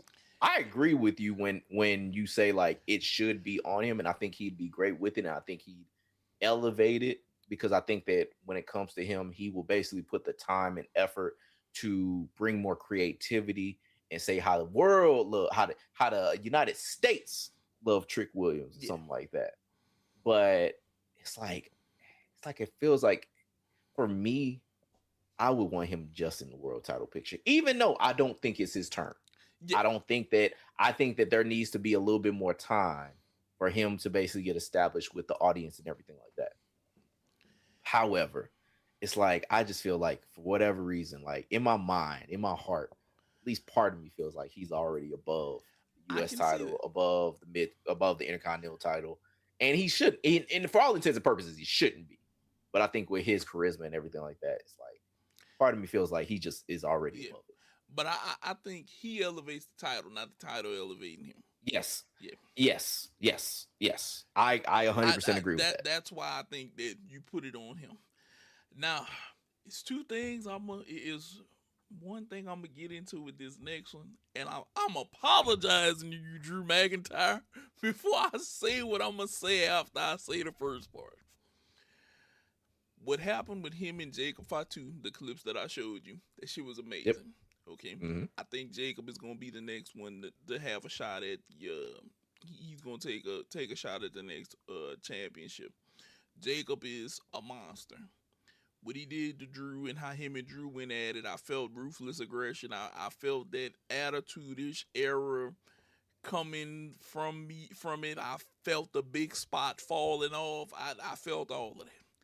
And it was horrible. It wasn't horrible. It was great. It was great. But Drew, I'm gonna apologize for this. If they happen to bring back the title to you, either title, I feel like you gonna have to be a transitional champion now, my guy. I can't. Look, just kind of how they just did you in this last run. I feel like you're gonna be our transitional title guy for a little bit here. I'm sorry, Drew. Look, I thought about it. I wanted you to have a longer run. I mulled this shit over for a while. I tried to justify in my head for you having a longer title run at some point, and I tried over and over and over again. I said, well, maybe we can put him here and let him do this. And I was trying to think of all kind of cool shit in my head that could happen with Drew having a longer title run. And then I can't, bro. I can't, because now I'm looking at the guys like Trick Williams and I'm looking at Jacob and I'm like,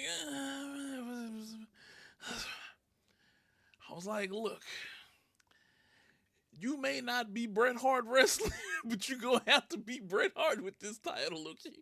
We're going to hand it to you every now and then before I hand it to somebody else. I'm sorry, Drew.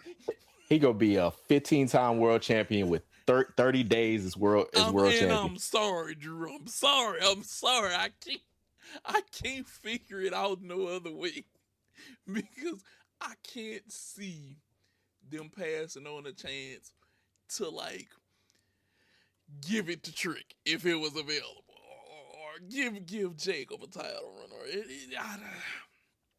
I'm sorry, I just can't. I've been trying to justify it in my mind to say, okay, Drew, I'm gonna slap the title on you, but I know Brock not gonna be here much longer, and I know Ober's gonna take his spot, and I know Gunther is looming somewhere, ready to either end Brock's career, and he's eventually, even though he says he wants to make people ready, I know that he's gonna have to touch the title a couple more times before he decides to leave or be done with wrestling.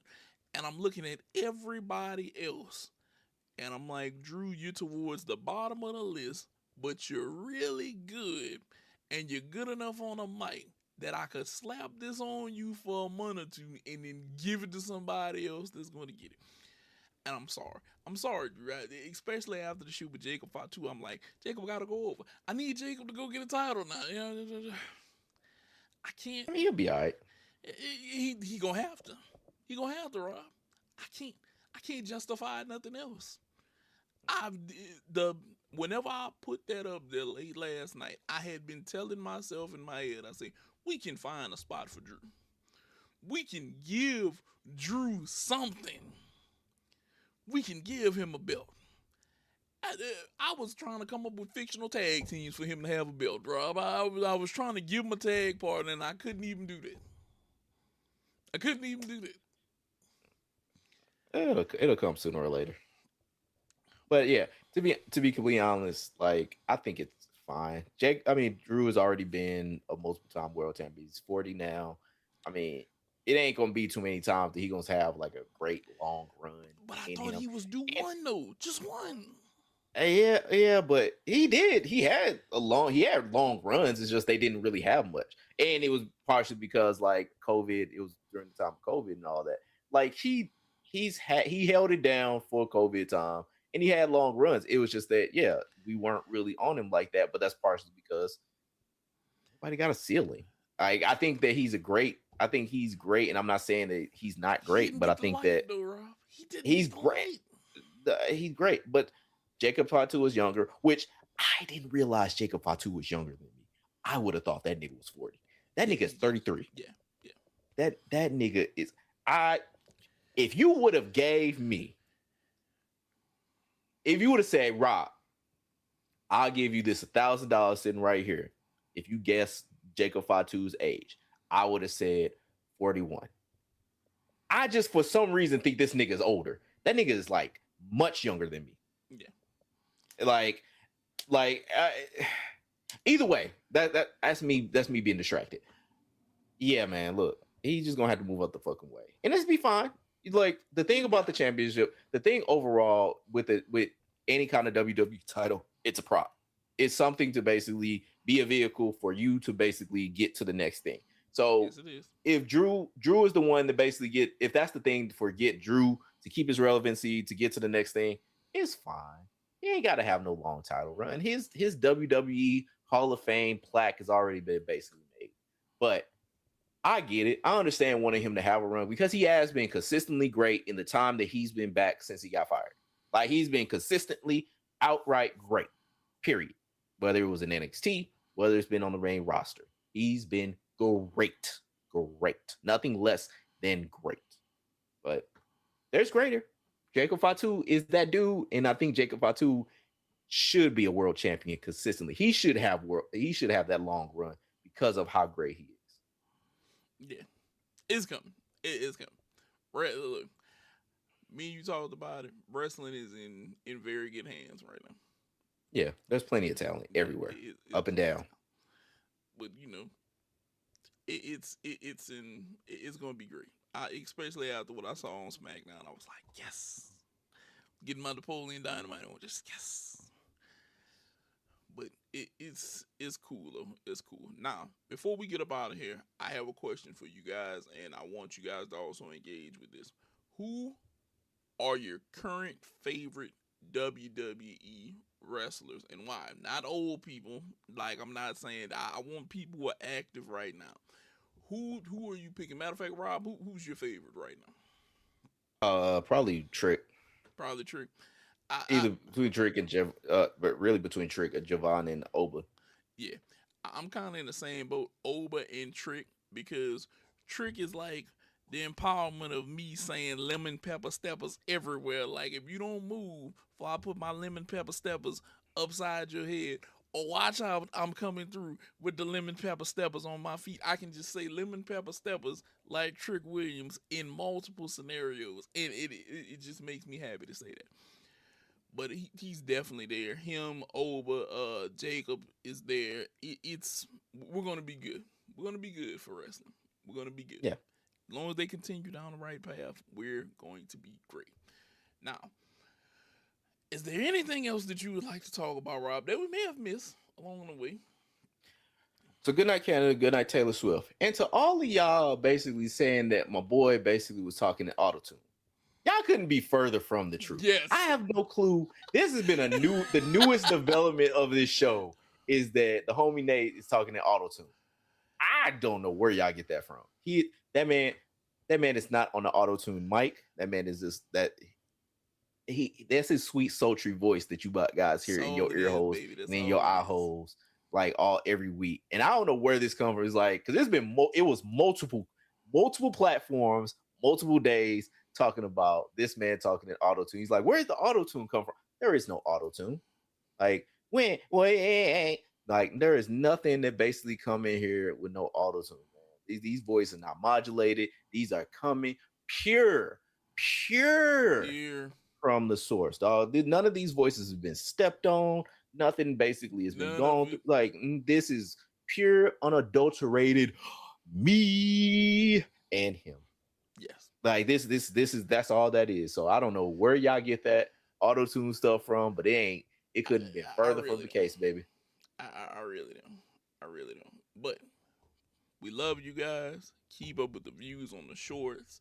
Engage with us. I know I got to get back on Blue Sky. Rob is always on Blue Sky. Remember the Bruh Migos live channel where you see us, the Bruh Migos podcast channel where you see clips and all kind of other stuff. And if we can ever get our friend off of consignment, we're gonna add more content to that also over there, similar to his video that went up at one point. Well, we're trying to make more content for you guys on the regular. We love doing this. We love talking with you guys. Oh, get into you some March Madness today. Get you some March Madness today. Love yourself with some March Madness today because I know I am. I know it's about to be food in March Madness. That's it. But Rob already told y'all. Good night, Canada. We're about to get up out of here. Enjoy your Sunday. Watching sports. But we're about to be up out of here. Peace. Like, subscribe, comment, do all that good shit. We out.